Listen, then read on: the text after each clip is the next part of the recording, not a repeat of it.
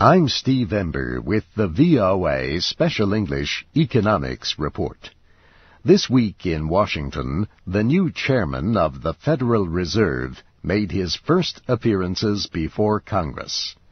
Ben Bernanke says the economy has performed well even with increased military spending and the storm damage along the Gulf Coast.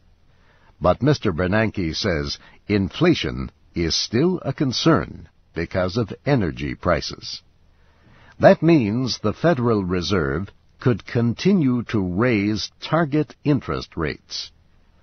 On January 31st, the central bank approved its 14th increase since June of 2004. The action came on Alan Greenspan's last day as chairman. The Federal Reserve affects interest rates mainly through its open market operations. The Fed can either buy or sell United States government securities. These bonds, bills, and notes are all debt guarantees that pay interest until they are repaid. 30-year Treasury bonds are the longest-term debt that the government sells. The Fed suspended sales in 2001, but started again on February 9th.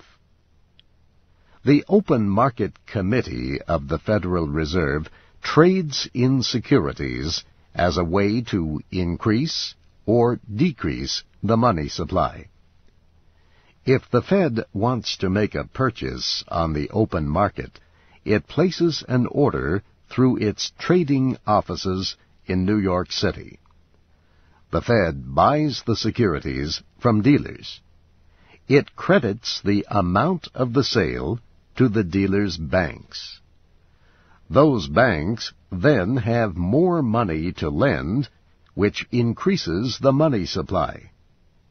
More money in the economy can drive down interest rates. People and businesses borrow more when lending costs are low. If the Fed sells securities, this shrinks the money supply and can drive interest rates up. A smaller money supply can ease inflationary pressure. The Federal Reserve has two other tools. One is called the discount window. This involves three special interest rates that the Fed really does control. Banks can borrow at these rates for short periods. The program serves large or small banks, as well as those with seasonal needs like agricultural banks. Finally, the central bank can change the amount of money that banks are required to keep with the Federal Reserve itself.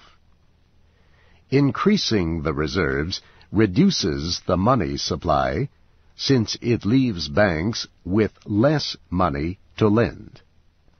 This VOA Special English Economics Report was written by Mario Ritter. Read and hear our reports at voaspecialenglish.com.